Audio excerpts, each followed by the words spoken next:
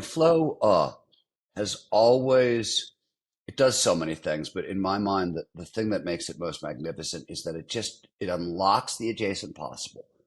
It opens a door into a room that has 1,000 more doors, and then it convinces you, and this could be a form of mental illness, that you should go forth into those 1,000 more doors. And behind each door is 1,000 more doors. And it somehow gives you like the motivation and the drive and the joy to keep exploring those more doors. It's the driver of the adventure, and it's the adventure. And that's the impact it's absolutely had in my life. It just throws open these wild ass doors that I didn't see coming, that I never thought I could possibly walk through. And you walk through it, and oh my God, look, more doors. To me, that it's the gateway drug to the infinite game, and that's what it's been in my life. Yeah. So welcome to Flow Radio. I'm Ryan Wickes, Chief of Staff of the Flow Research Collective. Today, I'm joined by our Executive Director and best-selling author, Stephen Kotler, and our Chief Science Officer, Dr. Michael Mannino. Today's conversation is a follow-up to a conversation that Stephen had with Chip Conley. Chip Conley is really he's revolutionized the hospitality industry twice. First as the founder of Joie de Vivre Hospitality, the second largest operator of boutique hotels in the US, and then as the head of global hospitality and strategy at Airbnb, where he played a crucial role in transforming that company into the global leader it is today. And after Chip's experience at Airbnb, he founded the Modern Elder Academy, which is a midlife wisdom school. He has two campuses, one in Baja, Mexico, and the other in Santa Fe, New Mexico. And really, the school's philosophy there just centers on reframing aging from anti-aging to this pro-aging perspective through activities that really encourage their students there to become beginners again. So, Stephen, that conversation, you and Chip really kind of got into the founding of the Modern Elder Academy, and you touched upon flow and aging. So I think that's the best place to start. And what I really want to ask both of you is, what role has flow played in your own lives and careers, and how's your relationship with it changed over time?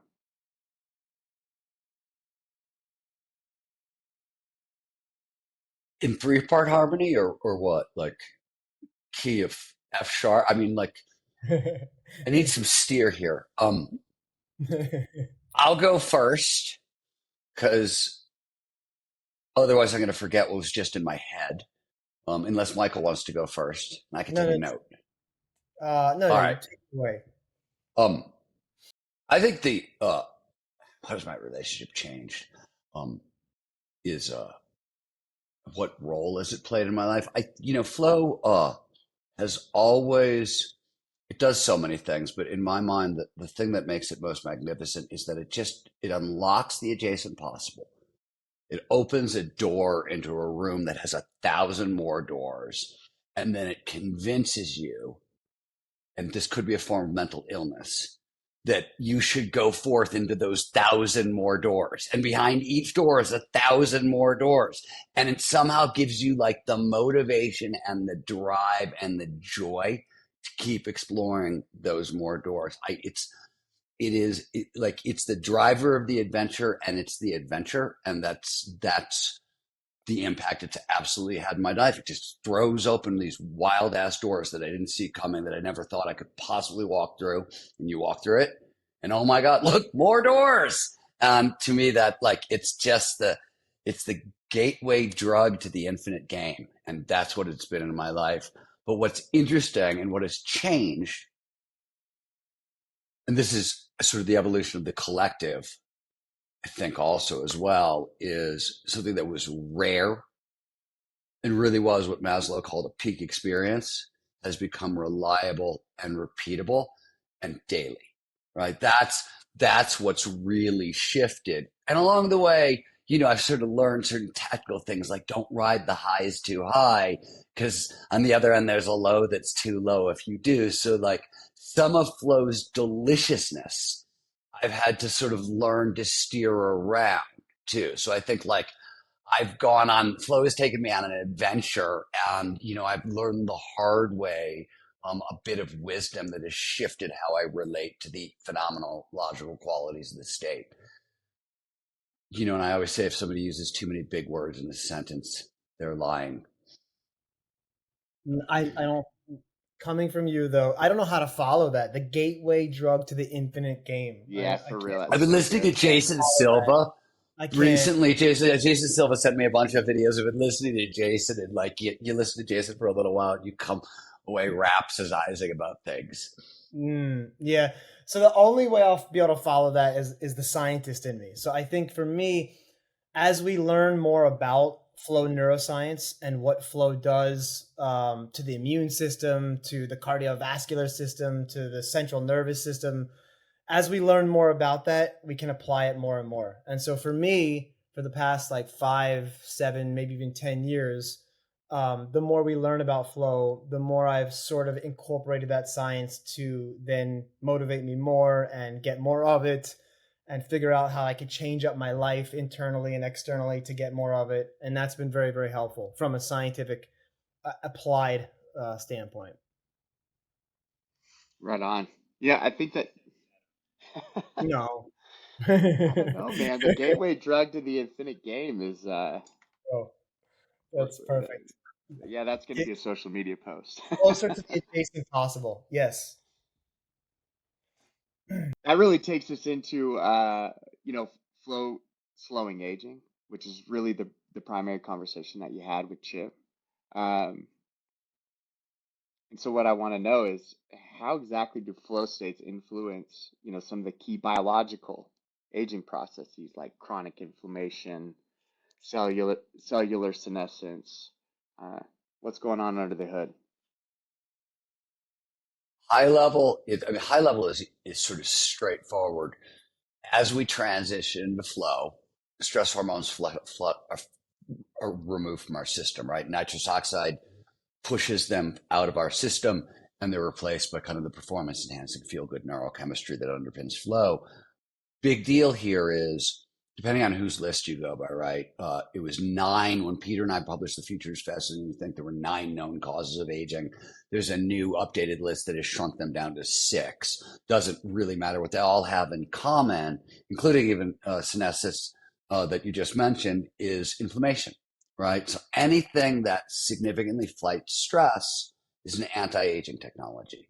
So ignoring all the neuroimmunology that Michael's going to speak to in half a second when I shut up, right? Um, that fundamental thing, the fact that flow kind of resets the nervous system at baseline and amplifies the kind of immune system and retunes our mental health is that's all anti-aging medicine. It's an incredibly powerful anti-aging tool. Yeah. So I think peak performance and flow in general have direct and indirect effects on aging.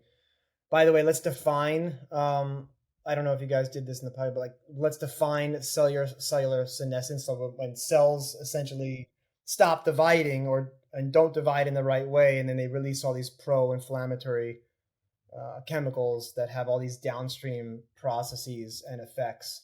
But yeah, flow increases And mood. they, by the way, they go by the great name of zombie cells, right? Zombie cells. There you go. That's good. Yes, zombie cells.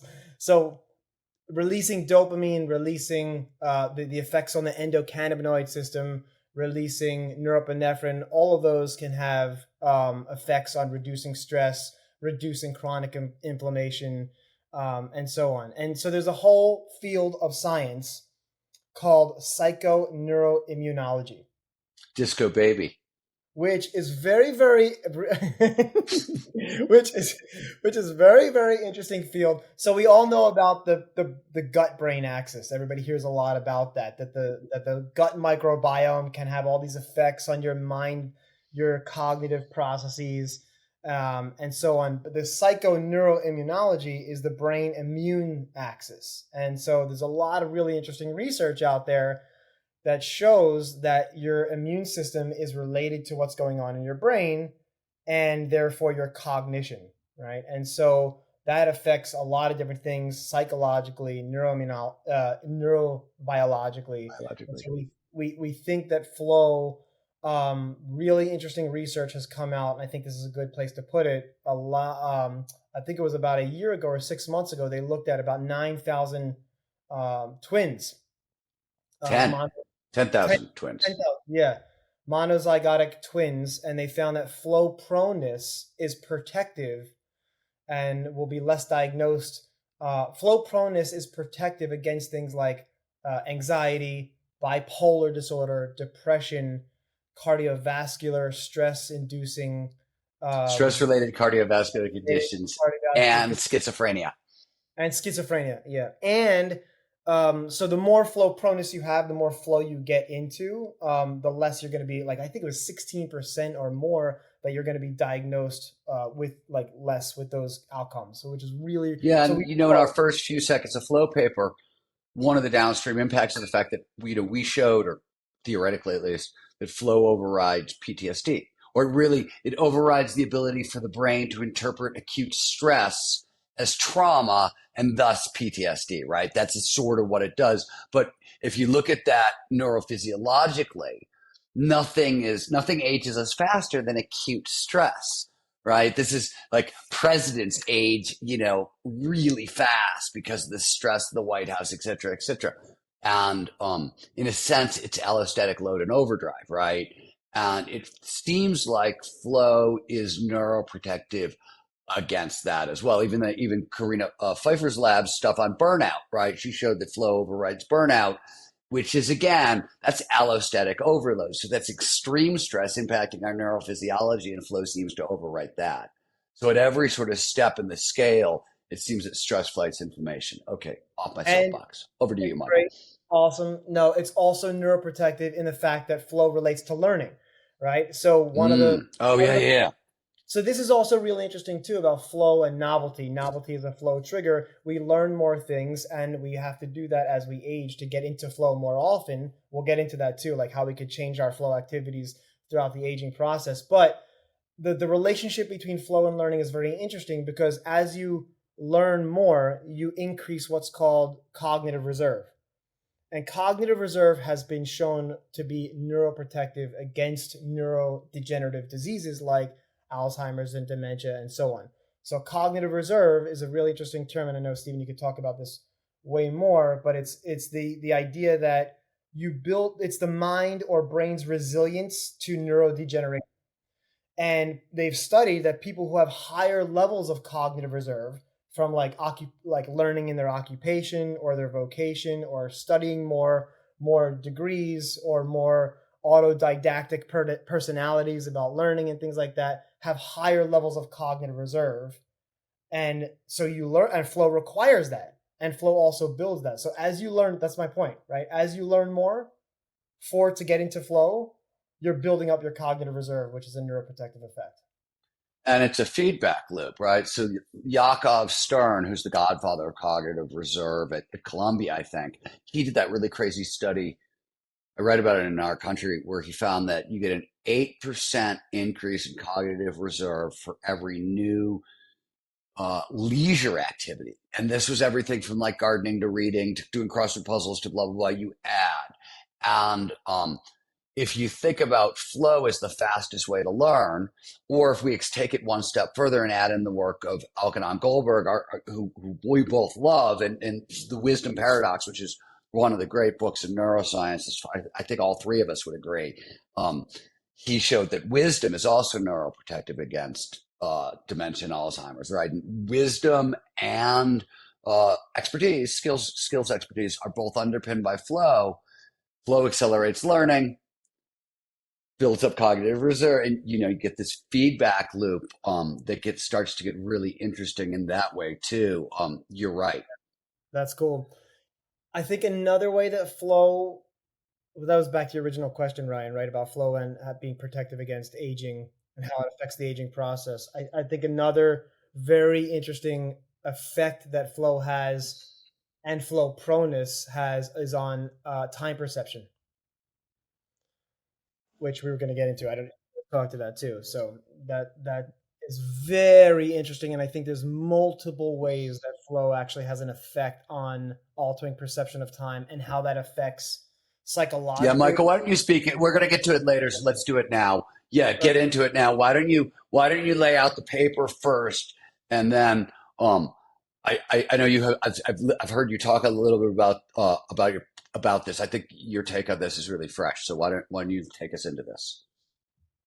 Yeah, so I think the biggest way that, well, there's two interesting ways that I think flow has an effect on aging with respect to time perception. One is, so there's a really interesting theory, and I think this comes from mostly David Eagleman and some of his work about how we all have this phenomenological effect that time changes as we age, right? Things move quicker. There's a lot of evidence for that, both anecdotally, of course, and empirically, that time changes as we age. Things a lot. Summers go quicker, and so on. And one of the interesting explanations that David Eagleman has of that is that a lot of the information that we start collecting as we age is not novel or not new. It's a lot of routine, right? And so what happens is the amygdala, everything comes through the amygdala first, and it's learning, it's processing threats, it's doing all of those kinds of things. When you get all this new information, it takes longer for your amygdala to process information and then send it out to the rest of the brain. When you have like a repeat of information, whether that's from habits, from routines, or from anything like that, it takes a lot shorter time for that to happen. So time seems to just move a lot quicker as we age. Same thing for, like, why you take the same route to work, or so on. There's a plenty of examples in our life, right? So when you're younger, summers are new, you're learning everything, so it takes a lot longer to process, so time seems a lot longer, right? Um, flow, perception of time changes, right? And a lot of times it slows down.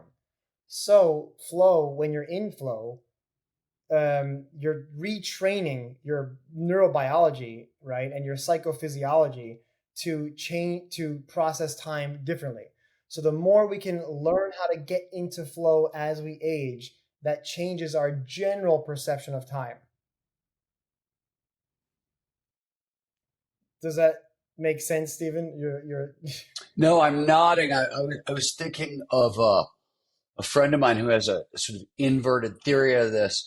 He pointed out, and he sort of lives his life this way, that those moments, those eternal present moments, they last longer in our memory. So one way to slow down and enrich the meaningfulness of life is to have more of those time dilated, time is elongated moments, because when hindsight, when they pass, you remember them, and you remember them as thicker, so you end up literally with more memories that way. So it's sort of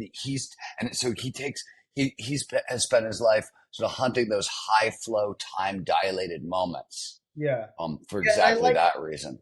and we've talked about this before. Like, I like David Eagleman's work. I think, like, his general theory, maybe not of how time slows down, it being a retroactive thing. It doesn't actually slow down in the moment that you're having this peak experience or something like that, but it's actually retrospective. Maybe that's not totally correct, but I do like the fact that it explains nicely how we change our perception of time as we age over the lifespan, and I would also like to point out that, like, in our 50s, I like a lot of people I know now identify as a man who lives in a world where the minutes are 50 seconds long.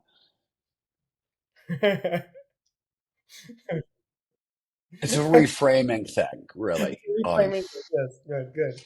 I'm not gonna. But Yeah, Michael, I want you to speak to the other half of this, which is yeah. the really cool study on time and wound healing. Yeah, Yeah. yeah. So there was a paper that came out last year, really, really interesting paper that does a wonderful job of connecting the mind and the body and some of the evidence for it. So they looked at wound healing, and they looked at time perception and how that correlates with wound healing. And what they did was they inflicted wounds upon the subject, essentially, and they looked at how long it took those wounds to heal. And people, the outcome of the study was that people who perceived time to go by quicker, their wounds healed quicker. And likewise, people who perceived time to go by slower, their wounds healed slow. Sorry, I messed it up. Yeah. Did I mess it up? Did I? Wait, hold on. You So did it right. okay, When so time right, slowed down, the wounds took longer to heal. When time sped up, yeah. correct, Now correct, correct. one of the things that's weird here is Michael and I are working on a paper on time perception in the brain around flow, and because one of the Yeah, things that's come up out of our research and a lot of other people's research, including David Eagleman's, is there are like 5 or 6 or 7 different things that impact moment by moment time perception. Forget like larger time perception, um, scales, but like moment by moment, the amount of dopamine in your brain will impact time perception. Anil Sesh showed that the amount of information content in the scene that you're processing will impact time perception. There's a lot of stuff on how the speed of the world and its impact on cognitive load also impacts time perception. This is just in the moment by moment. Flow does it too. The paper showed, and this is sort of like this was like everything Ellen Langer has been saying for 50 years is summed up in that time paper, which is the mind body connection is very, very tight. And there's something, in her, she was talking about aging as predominantly a mental phenomenon, right? And in a sense, aging is a time perception phenomenon among many other things. So that's interesting too here at yeah, a meta level. yeah. That's really good. No, I mean, I think, yeah, that was excellent. I mean, I think in general, the physiological and the psychological stress that as we accumulate affects our aging processes. The more we get into flow, the more we reduce that psychological stress because of flow's impact on mood and its impact on physiology and its impact on the immune system and so on can actually reduce a lot of that chronic and reverse probably a lot of that chronic stress and pro-inflammatory pathways over Two time. things, two things I got to add to that because as you were talking, there's two other factors that really play a role here, um, in interesting, weird ways. So one is flow naturally seems to increase openness to experience, right? When you're in flow, you are extremely open to experience, first of all, right? And you can see the old as new again, which is what makes it so remarkable. That beginner's mind that sort of Chip Conley, Ryan spoke about this at the top of the show, managed to bring into, his companies and everything else. But we know, we meaning the field of scientists, know that if you look at mortality stats around like big five personality traits or whatever, the only one that matters is openness to experience. And there's this really weird thing that happens. Openness to experience declines like precipitously, like falls off a freaking cliff about a year before you die. And it is like locked in stone. It's there in the data. We talk about it. I looked into it, and it's in the footnotes to NAR. It's in the Flow for Longevity training that we did for a while. But it's this really steep cliff that's really weird. So one, I think Flow is doing something interesting by like I was talking about it, the unlocking the adjacent possible. It feeds curiosity and motivation, and really it reignites the seeking system to go all yak pansep on this shit. Um, and that seems to be somewhat protective against death. Yeah, yeah. Death. Sorry, Okay, got the big hood. I know how to use it. Hopefully, Michael's going to pop his collar once more and get out the guitar again. That's all I'm saying. I'll pick the right moment. So wait, we are actually right. See, Stephen, you made me just think of something else. We're actually conducting some really interesting research right now on the information processing from perception and information processing and flow. So we're actually using it's a flow and complexity study, and so we took some of our colleagues' data when people were in flow, and we are looking at that data in really interesting ways using all of these new kinds of interesting metrics from complexity theory, complexity science. And the goal there is to look at the rich amount of information that we process while in flow as an altered state of consciousness. So that's been, your work, Stephen, and Csikszentmihalyi's work talks a lot about the nature of information processing and how we process more information, Yeah, no, more it's, I mean, information when we're in flow, right? If that's that's also, true, by the way, I also have to say, credit where yeah, credit is due. I suspected of it. Except me, I suspected. I think the first person who validated it for me when I was like on was David Eagleman, because it showed up. Yeah, it showed up. He was the first person who really pointed out that, hey, when we're in flow, we're taking in more information per second, we're processing it more quickly and more thoroughly, right? I think he was the first guy who said that, and I think our research in this study we're about to put out, that one you're speaking about with Dr. Husky, um, is bears this out, like, with, as Michael pointed out, these 12 new super complicated computational neuroscience tools that our friend Fran developed to measure things like information content in the brain during experiences, and we've applied it to flow, and the findings are dope. they're Stay amazing. tuned. It's yet unpublished, but it will be very soon Very soon. for our audience. But like technical words like entropy increases in the brain, metastability, all of these really like deep concepts. Dude, you can just take that little blue pill. It solves all those problems for you. Don't worry So about it. no, thank you. How will this have an effect on aging? Well, this is the interesting conclusion that I think we can draw from this research that we're doing with Dr. Husky and team, is that if we show right that all of the information processing capabilities of the brain goes up, that is a doorway into more neuroprotection. Because again, going back to Yeah, for sure. Exactly.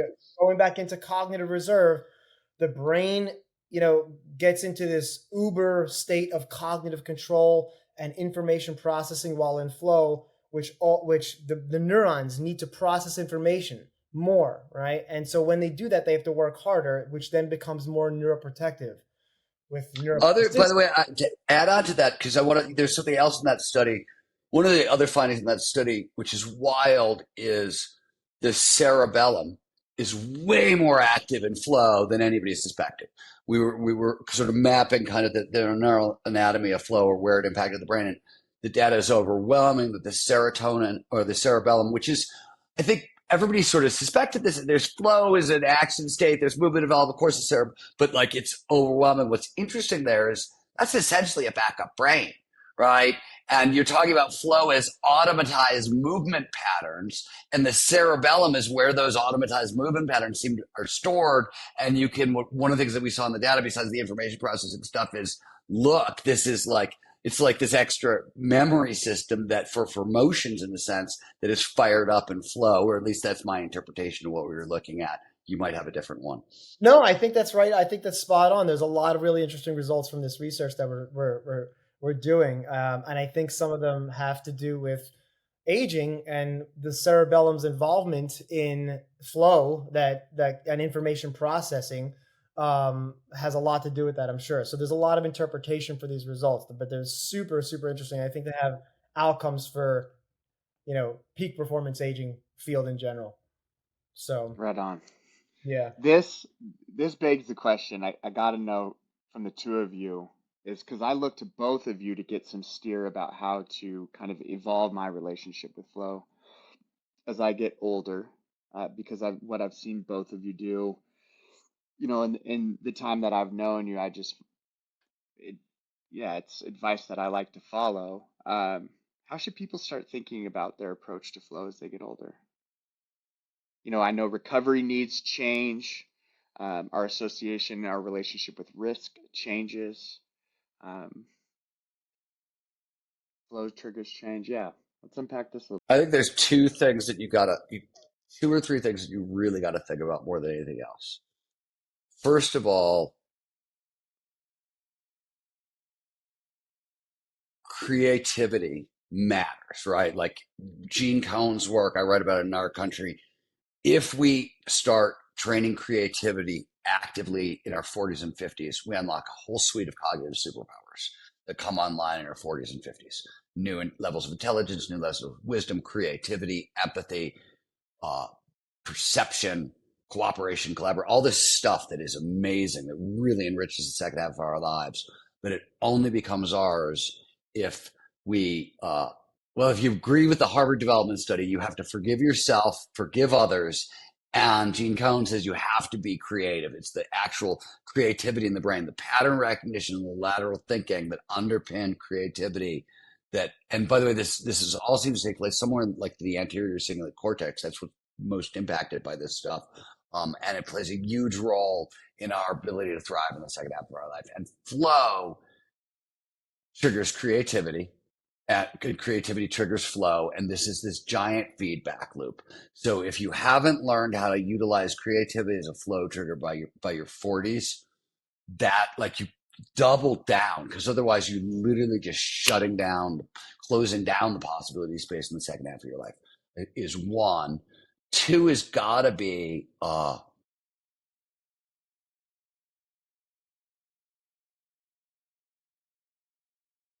fact that the challenge skills balance shrinks over time due to allostatic load and overload. So what we know is that the challenge skills balance, the ideal ratio, if you talk to Csikszentmihalyi before he passed, was about 4 to 5% difference between challenge and skills. That's the ideal sweet spot, right? When the challenge of the task is about 4% greater than our skills, that drops us into flow right quick. But because of allostatic load, the impact of stress over time on our physiology, our neurophysiology, that can shrink. So what ends up happening is if you don't have active recovery protocols, if you're not getting enough sleep, if you're really not taking care of yourself, it's going to be hard to fight back against. It's going to get too tight to even sort of squeeze through. And two, it means in certain categories, you need to actually go even slower. One of the great flow secrets is, right, you got to go slow to go fast a lot of times. And what this lesson is, as we age, you might have to go a little bit slower to go a lot faster. So those would be my two. Michael, I don't know what you got. That's what I got. I would say, Ryan, echoing your point, recovery is enormously important. And yeah, back to the flow triggers, like learning how to manage the flow triggers, look for new ones as we get older. New activities, obviously, I think are good.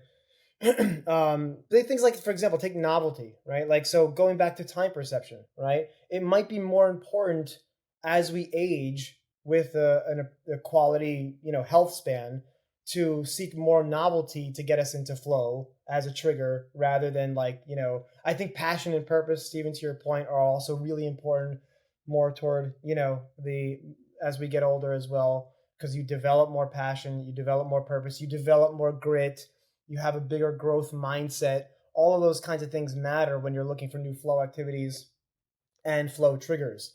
So I think, but back to novelty, if things get more sort of routine as we get older, then it's probably more important to seek out more novelty as a flow trigger for specific activities that you're doing, right? The other thing is going back to the flow cycle. So take like frustration and before release, before flow, before recovery, right? So frustration, you probably can mitigate that as you get older because you need, so sometimes it's harder to, so Stephen, you can speak to more of this, but sometimes it's harder to learn things as you get older, right? Because of, let's go back to like got. You networks. mean because I'm old?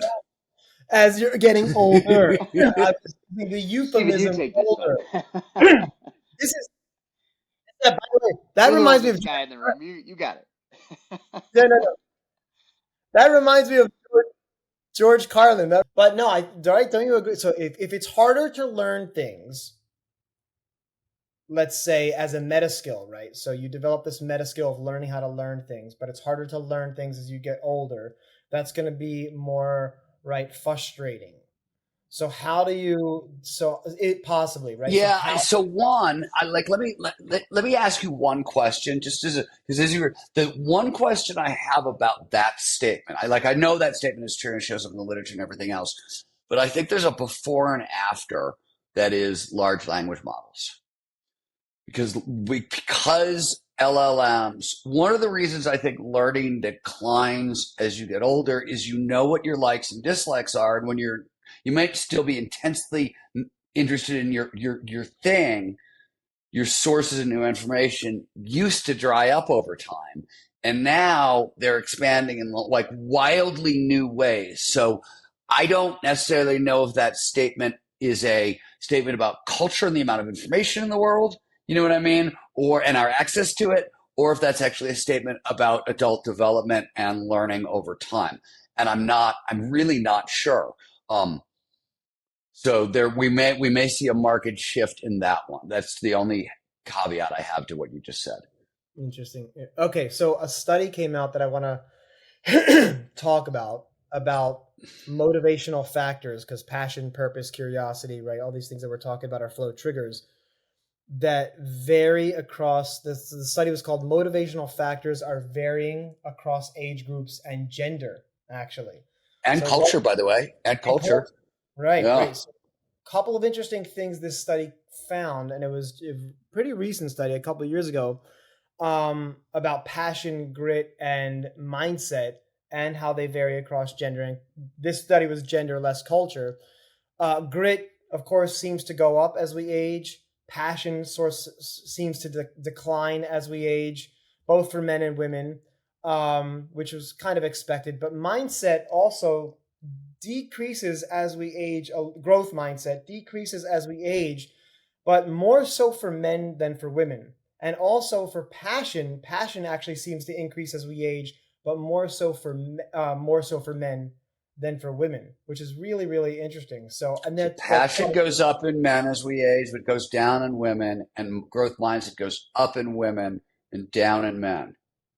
yeah, or the both of them go down in men and women, but women seem to retain growth mindset longer.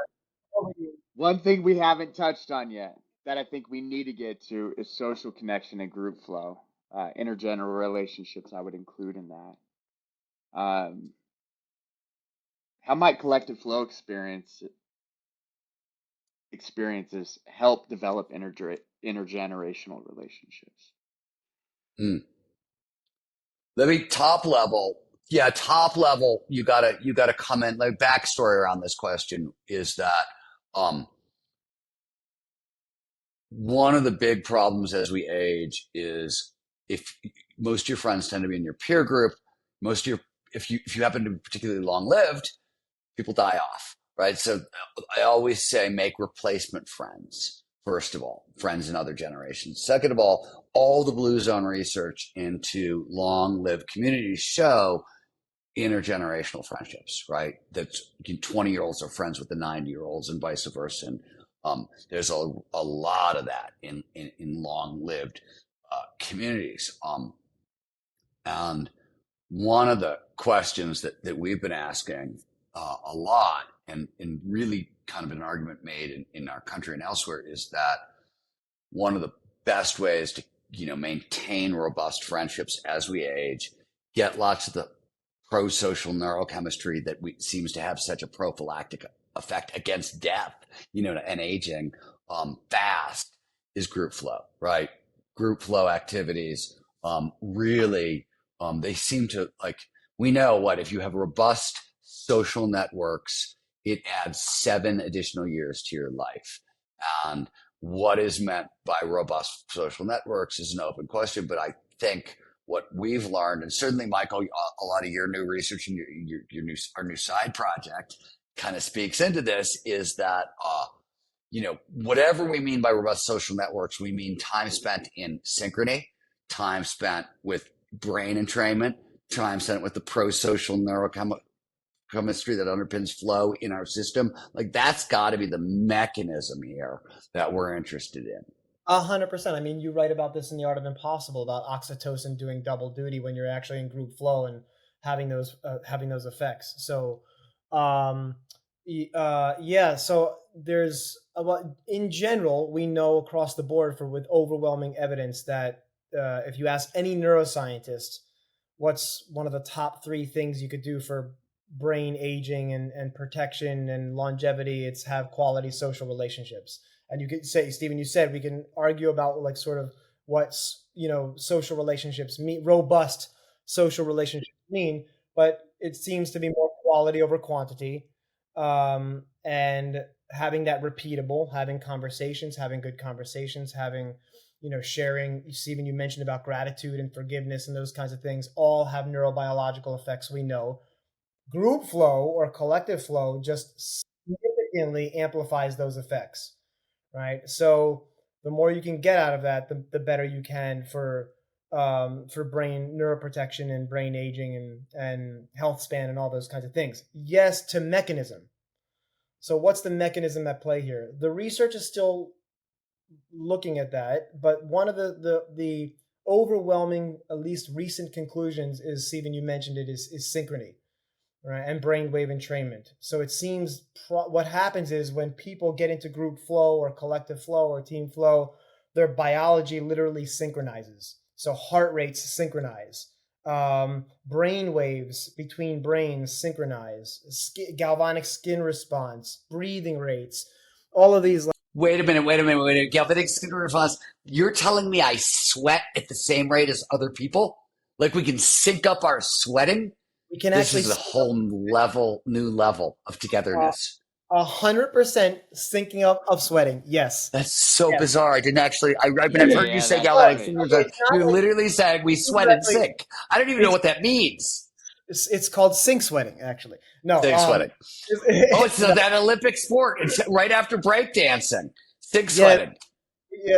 So it's actually something called skin conductance, which is like no, but for our audience, it's something called skin conductance, and that actually synchronizes because that's an interesting indicator of arousal and like how much you're paying attention, right? How calm you are, and also valence, which is a psychological term for your sort of your mood or your emotional state, right? So galvanic skin response is indicative of those kinds of things, and those things do actually synchronize very tightly, very tightly. Real interesting research has shown that people listening in an audience to a concert, to an orchestra, they move the same, their breathing rates actually synchronize, and people with similar personality traits. And Stephen, maybe you could speak to this about the relationship of group flow and how people get into group flow, maybe with different personality traits. But interestingly, a correlation between personality traits in these quality relationships is a predictor of how much you synchronize with those people when you're in group flow. Now, how does Is it a like attracts like? Is there a mix and match? And when you say personality traits, like have they been measured by the Big Five, which shouldn't even be a real test, anyways. But like, I'm sorry, what did yeah, I say? well, in this particular research, they used, I forget what the assessment that they used for actually assessing personality traits, but we don't know if it's I a mean, mix and match, the but Big like Five is a weird. I mean, you know what I mean. Like the Big Five in general is like, measures incidences of adjectives and language as a right, way to like get us right, at the human personality, which is right. super interesting. It's probably proof of something, but it may not be proof of Well, personality. it's interesting, but it's sort of there are effects about personality traits and predicting your ability to sync up with other people. But when you do, you have more psychological safety. It's more interpersonal synchrony, more trust, more psychological safety, more collaboration, more engagement, more enjoyment, more cooperation, more team performance. All of these things No, so actually let me. go up. This is so far from This is so far from longevity and flow. But I got to ask you this question. Explain this to me. That would mean that if it's a like attract likes phenomenon, that would mean like me and my like seven friends who are all super high on neuroticism hang out together. We're going to feel safer, right? Higher trust, but more psychological safety. But are you kidding? You get seven people as crazy as me together at once, like bad things happen. There's no way that makes us feel more safe. Like what? This doesn't make any sense to me. Well, no. First of all, not within group. Yes, within your group, quite It would possibly, seem like right? within a group, you'd want like somebody who's really high in neuroticism being balanced by somebody who's really low in neuroticism so that they would feel safer overall. Am I wrong? No, but I don't think Would that's you wrong. answer that question like Al Pacino again for me? I No, would but say as a caveat, as a scientific caveat. That's my Robert De Niro. Sorry, I don't do Al it Pacino. is. um, I think, I think that there's the mechanism at play, and it goes back to aging, right? Because I think there's some very interesting research that discusses this idea of collective flow, and having to do with healing, having to do with lowering inflammation and increasing your immune system. So I mentioned at the beginning of this call, psychoneuroimmunology, right? The brain immune system axis. That extends into social. So there's a whole field called social psychoneuroimmunology. And Disco baby. disco baby, more than one disco babies, right? So you have the ability to get into collective flow or group flow amplifies, I would say, and this is more than speculation, I would say based on the evidence, it amplifies your ability to age better, have lower inflammation, extend telomeres, extending telomeres, and so on. I think there's probably a lot of effects of group flow on aging, and the mechanism is this ability to synchronize. The cool thing is we're sort of at the front end of a line of research that's going to be able to look at that too.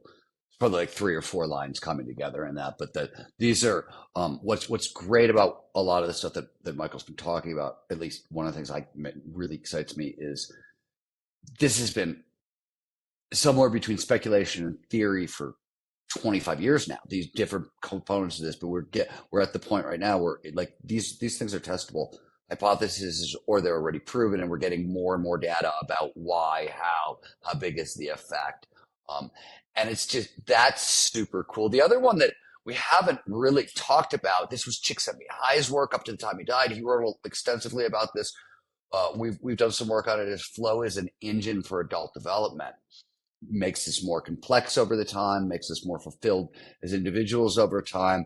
We know, we talked about flow's impact on the downside, right? On neuroprotective against X, Y, and Z. That's all bad for us. But the flip side is it's now baked into the definition of happiness. It underpins meaning and overall life satisfaction and well-being and all these factors that are known, Blue Zone research and otherwise, to significantly extend life. Where I think the stuff gets really sort of extra cool and neat right now is, I would say, if you would say the forefront of consciousness research is sort of combinatory approaches, right? We've known this for a while, that like the best approach to healing certain things might be like 2/3 flow, 1/3 psychedelic therapy with, this meditative strategy and this recovery, so we're starting to get that information. The next step in that chain to me is its impact on aging, right? Like that's one of the clearest, because over time, a lifetime is sort of a combinatory approach to aging, right? And so one of the questions, Ryan, you asked earlier, incidentally, and this is, is what should you do earlier on to prepare? What are the biggest aspects? And we've got lots of interesting answers about like nutrition and health and different points of time in your life and all this stuff. But one of the things that we don't have that we will have is there's probably, just like for all the other things, if you get into a tremendous amount of flow at certain periods in your life, it probably has the biggest impact against certain factors of aging at certain times. And that's a very speculative sort of statement, but I can back it up in part, so I can just like try to get us out of this cul-de-sac that I just drove us into. No, because you made me think of a couple of things actually. Um, yes, to all of the above. I think God, I lost my train of thought now. Hold on. Okay, well, one of the things I wanted to say was yes, okay, your combinatory. That's very interesting. So I think you're absolutely right that like as we age, there's more of like learning about what are the appropriate combinations to optimize our aging, right? And optimize our ability to get into flow. And you mentioned large language models and AI earlier in this conversation. I think that like, so as an analogy, take something like AlphaFold from Google. So AlphaFold is a huge, like they're just drug Talking discovery. about fighting aging, right? So Just a exactly, different front, right? so now AI is figuring out all of these protein folding combinations that will pinpoint all of these things, these ailments that humans have, and that humans could have never thought of, because just like our imagination is limited in that way. Now AI can find all of these new kinds of combinations and do it in 2 weeks, whereas it would take a PhD student like, right, 5 or 6 years.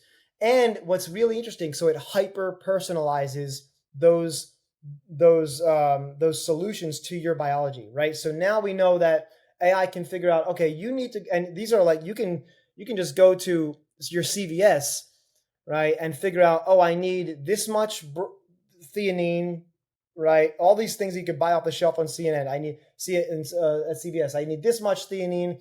I need this much bromine, and whatever. And this combination, tailored to my biology, can reduce like cancer rates 86%. Crazy, crazy stuff like that. The same thing I think will be with when we use artificial intelligence to understand our biology, to optimize how we age behaviorally, not molecularly, right? To prevent things, but also to optimize our aging and how we get into flow. So you're going to need to like do this kind of activity with these kinds of flow triggers, then meditate, then do this thing, then do X, Y, and Z, and you do those things in this combination, and it's going to be the most optimal solution tailored to your own biology and the way you are aging versus the way this other person is aging, for example. Yeah. Yes. So that is very interesting. The other thing I wanted to say, what you made me think of, is about flow triggers as we age, is curiosity. And so I think curiosity, we know, is a huge flow trigger, right? And we can cultivate and train curiosity, and we now know neurobiologically what curiosity is. In fact, one interesting study showed that people who are more curious, they put them in brain scanners, and they gave them assessments on their curiosity levels, and it showed that tighter functional connectivity, tighter connections between the hippocampus and the reward systems of the brain. So the hippocampus, where we're learning, where we're memorizing things, where we're paying attention to where we are in time and space, was more tightly connected with reward areas of the brain. And those are people who are more curious. So that's the applied neuroscience. So it is trainable. And so that's one of the biggest recommendations, is to develop that curiosity as we age, because that's your gateway into learning more activities and changing your flow triggers and changing your flow activities as we age. And maybe the most important thing, we're going to end on, because what was supposed to be a 20-minute conversation, an hour later, an hour and 10 minutes later. But you reminded me of the most important thing, which is, we thought forever that brains didn't develop more neurons, right? You were born with a fixed number and they died off, and we now know there's new neurogenesis over time. But really, what we do know is, like, the hippocampus will, even in the very elderly who are about to die tomorrow, your hippocampus is going to produce about 795 new neurons every day. But what Michael's point just was, with these tight hippocampal connections around curiosity, if you really want those neurons to live, to thrive, to form neural networks, it's literally the curiosity that does it. So this is the openness to experience thing. Openness to experience thing goes away. Curiosity goes away. Even though we're getting those new neurons in the brain, we're not using them. So they're not helping us out, right? So we're not taking advantage of our actual biology by not doing those things. All right, that's my final comment. Michael, your final comment. Ryan, yours. Oh man, okay. This is my penumbral final comment, and then I'll get to my final comment. So my penumbral, I think that's the right word. Stephen, you correct me if I'm wrong. The penumbra is the lighted portion of the shadow. I think you mean the other one. Oh, okay. All right. The The way you think, penultimate, penultimate. No, penultimate. maybe you were right. I don't know. You might be right, and I might be wrong on this one. First of all, there's no good way we can end this podcast based on how you started us off with your amazing ways of putting things. Right? So let's just, it's a fail. It's a fail how we can end this podcast. why? Okay.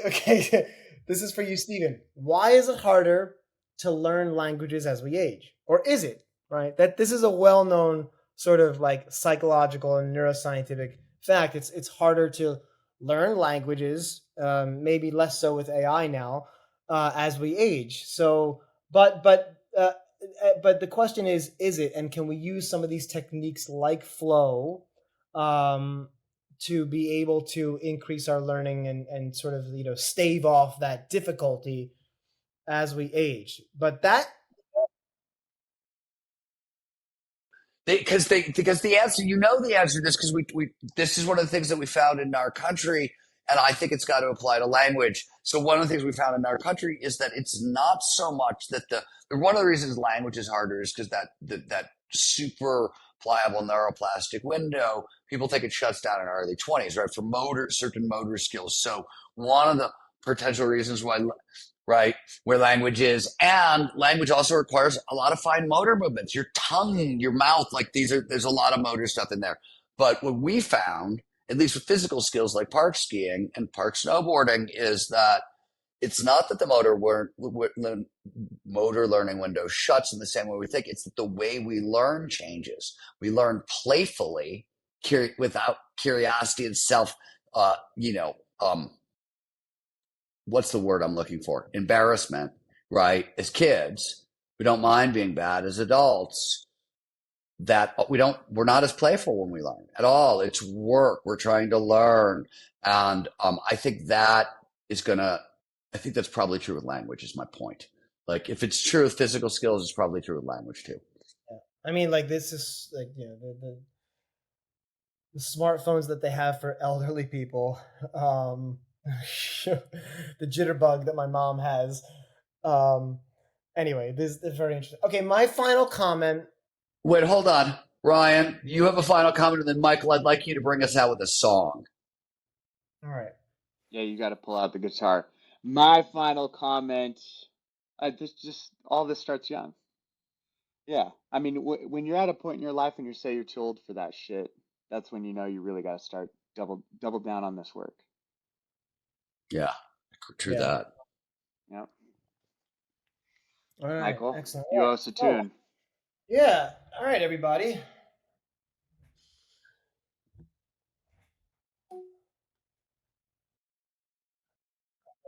Take requests, but since we're in a podcast, I will.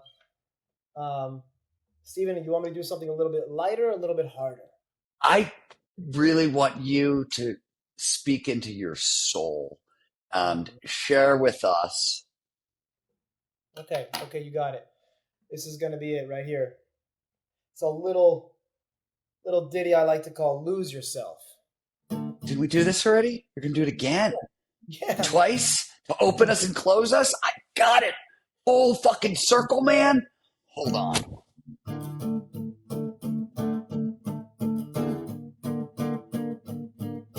No more rage. No more rage. I'ma change what you call. Oh, no. No more games. I'ma change what you call rage. Tear this motherfucking roof off like two dogs caged. I was playing in the beginning, but the mood all changed. I've been chewed up and spit out and booed off stage, but I kept rhyming. Neck cipher. Best believe somebody's paying the Pied Piper. All the pain inside amplified by the fact that I can't get by with my 9 to 5 and I can't provide the right type of life for my family. Cause man, these goddamn food stamps don't buy diapers. And there's no movie, there's no Mackay Pfeiffer. This is my life and I'm, these times are so hard, it's getting even harder trying to feed and water my C+. Teeter-totter, prima donna, trying to be a father. Shit. It's so hard. Okay. Michael Mannino, ladies and gentlemen. Michael Mannino. Lose yourself. You better lose yourself in the moment you own it. You better never let it go. Ho!